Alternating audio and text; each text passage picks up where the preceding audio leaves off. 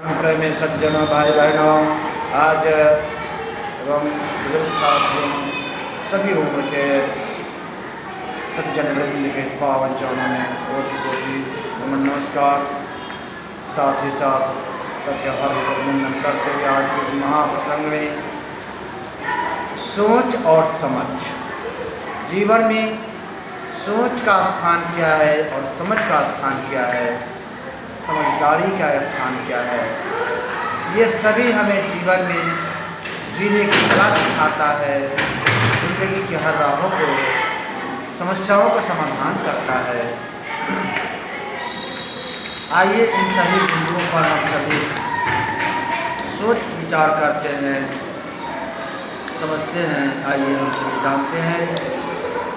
तो सोच हमारे मन की पावन उपज, सोच हमारे मन की। इसकी चर्चा कर रहे थे कि सोच और समझ, सोच हमारे मन की पावन उपज है। उसके आधार से जीवन की हर समस्याओं का समाधान ढूंढने में आसानी तरीका होता है। हमने पिछले वीडियो में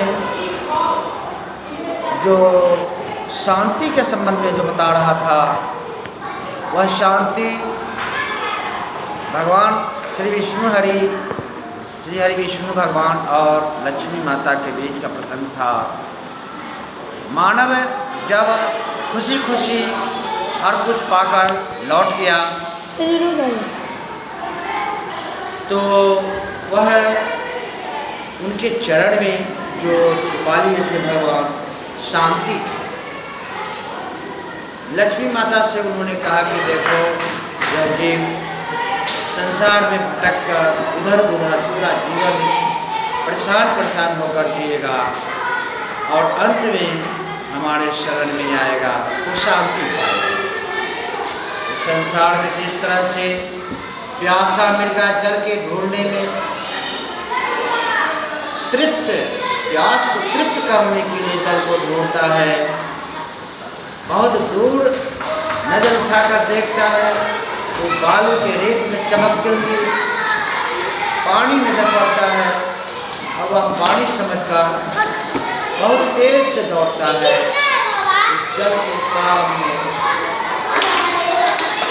सामने जब जाता है तब वह निराश होकर वापस आता है। इस प्रकार से दौड़ते दौड़ते वह मृगा और धराशायी हो जाता है। इसी तरह से संसार के मानव पूरे जिंदगी दौड़ कर हाँफ कर थक कर शांति की ढूंढ करता है, खोज करता है, लेकिन शांति जो छुपा होता है भगवान के तो जो मन को शांति की खोज के लिए भगवान श्री विष्णु भगवान या किसी भी दिव्य शक्ति के सहारा ले लेता है, उसकी शांति जीवन में अनुभूति होने लगता है। अब प्रस्तुत प्रसंग में सोच और समझ की जो मैं चर्चा कर रहा था, तो सोच के बारे में तो मैं बताया कि सोच दिमाग का बड़ा ही पावन उपज है। उसके उपज के आधार से हमारा जीवन आसान होता है जीना और जिंदगी के हर समस्या का समाधान होता है।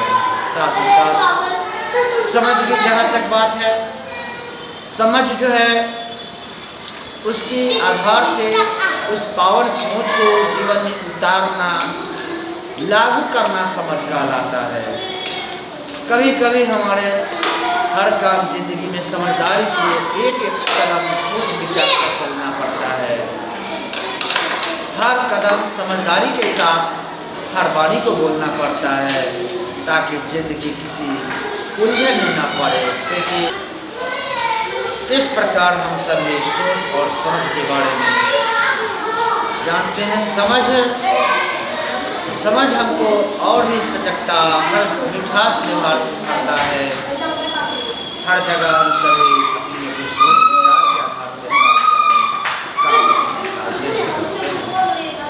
इस प्रकार से सोच और समझ, समझ है हम दूसरे को बात के जब समझते हैं और उसके बातों को अपने जीवन में लागू करते हैं तब समझ कहलाता है।